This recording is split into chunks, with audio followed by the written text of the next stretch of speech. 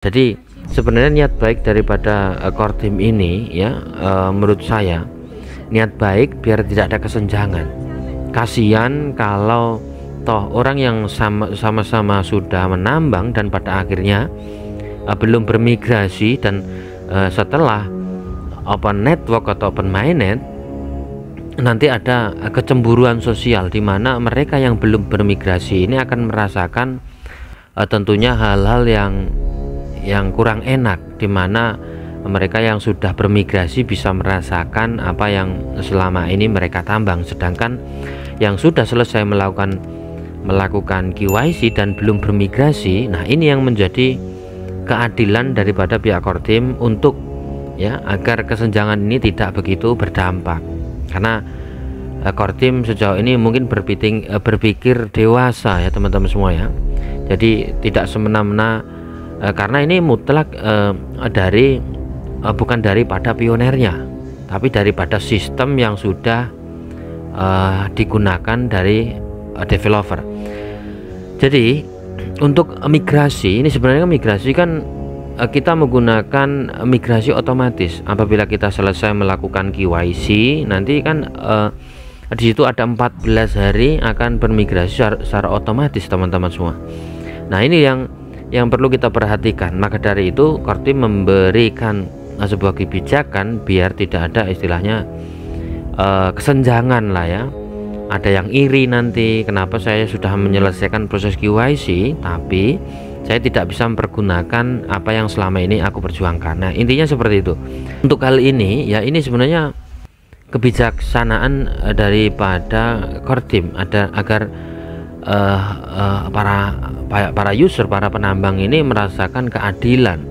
Coba bayangin aja ketika open network ya, ketika 18 juta orang yang sudah melakukan KYC ya, yang 18 juta yang sudah melakukan KYC dan hanya 8 juta yang sudah bermigrasi, itu hampir sekitar 10 juta yang belum bermigrasi, hampir separuhnya. Dan ketika open network atau open mainnet, apakah kita tidak berpikir bagaimana yang belum bermigrasi? Tentu kita ketika melakukan transaksi, tentunya koin kita harus sudah bermigrasi. Nah tingkat keadilan inilah yang diinginkan daripada Nicholas Koukkalis, bahwasanya kecemburuan sosial itu akan tumbuh ya, karena ini bukan kesalahan daripada pioners, ini kesalahan daripada Kortim ya, bukan semena-mena ini kesalahan daripada pihak Kortim, karena Kortim juga bekerja keras ya untuk memigrasi secara otomatis ya. Jadi sebenarnya ini sebuah kebijakan yang tentunya perlu kita pertimbangkan. Memang dasarnya proyek ini sudah memang lama ya, 6 tahun, dan tentunya orang-orang berharap bahwasanya proyek ini akan berakhir dengan kesuksesan.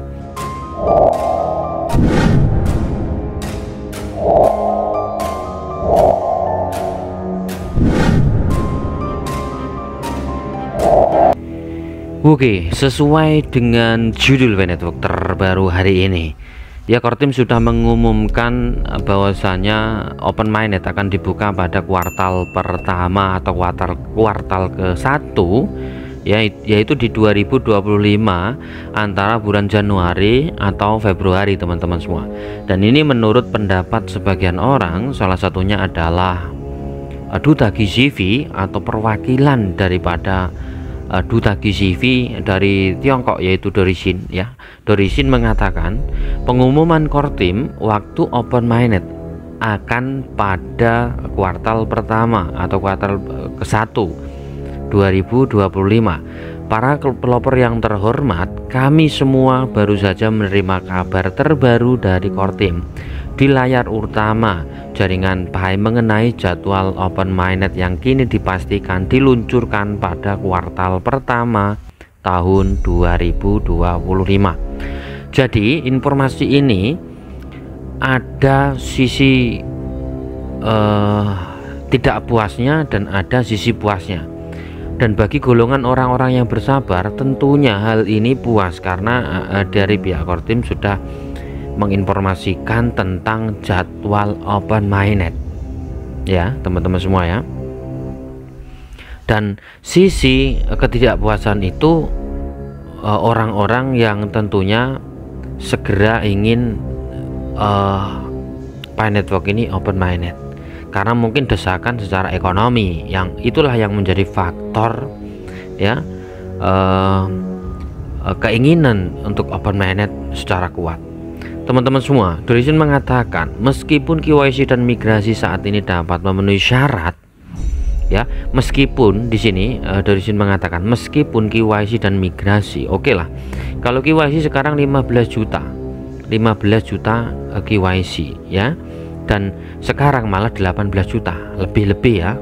Dan migrasi saat ini dapat memenuhi syarat pada tanggal 31 Desember bulan 12 2024. Masih ada 20 aplikasi yang perlu diselesaikan. Kortim telah menyampaikan alasan mereka dibalik penyesuaian rencana awal. Mereka bertujuan untuk memastikan bahwa dompet yang di KYC dapat dimigrasi diperlakukan sama dan untuk mendorong partisipasi yang lebih luas di antara para pelopor dalam open mainnet yang akan datang. Kortim telah meyakinkan kami bahwa tidak akan ada perpanjangan lebih lanjut ya. Kortim telah meyakinkan kami bahwa tidak akan ada perpanjangan lebih lanjut, yaitu untuk open mainnet, yaitu di kuartal pertama itu pasti. Mengingat laju migrasi saat ini sebesar 200.000 per hari ya, untuk memigrasinya 200.000 per hari diperkirakan akan memakan waktu sekitar 2 bulan untuk menyelesaikan KYC sebesar 18 juta. Itu dengan catatan tidak harus 10 juta loh ya. 18 juta hanya dibutuhkan waktu 2 bulan. Namun jumlah KYC akan terus meningkat, yang menunjukkan bahwa tanggal yang paling mungkin untuk open mainnet kemungkinan besar adalah 31 Maret ya, 31 Maret, Januari, Februari, Maret. Saya mendorong semua pelopor untuk tetap bersikap positif selama masa ini. Kortim telah memberikan alasan terperinci mengenai penundaan tersebut dan berkomitmen untuk tidak memperpanjang lagi. Perlu dicatat juga bahwa para pelopor yang telah berhasil menyelesaikan KYC tetap belum bermigrasi akan tetap memiliki kesempatan untuk berpartisipasi dalam open mainnet bersama kami.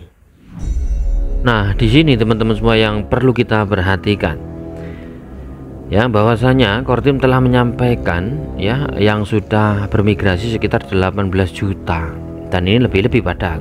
Dan di sini apabila kita mengutip ya dari blog Kortim ya, kami berharap dapat melampaui target migrasi 10 juta dengan kecepatan migrasi kami saat ini pada bulan Januari atau Februari. Oke, sekali lagi ini Dorisin mengacu pada blog yang telah disampaikan dari atau informasi yang telah disampaikan daripada pihak Kortim yang menyatakan bahwa 18 juta orang telah melakukan KYC. Syaratnya adalah 15 dan sekarang 18. Dan Kortim juga mengatakan Pi Network akan meluncurkan open network pada kuartal tahun 2001 atau kuartal 1 pada tahun 2025 ya. Jadi kemungkinan besar yang disampaikan daripada Dorisin yaitu di antara Januari dan Februari. Apalagi ya sekarang ini untuk migrasi ya, ini yang diperlukan hanyalah migrasi teman-teman semua ya. Ini dalam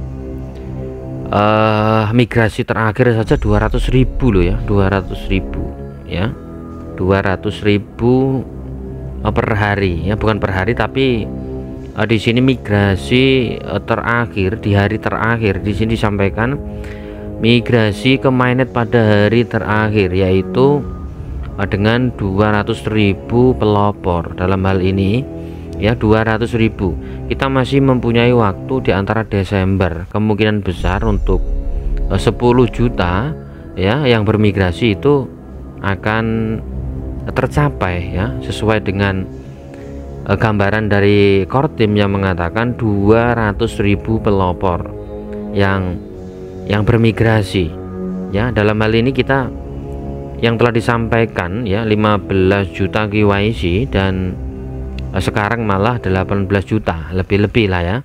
Dan ini yang belum migrasi itu 8 juta. Target core team adalah 10 juta KYC.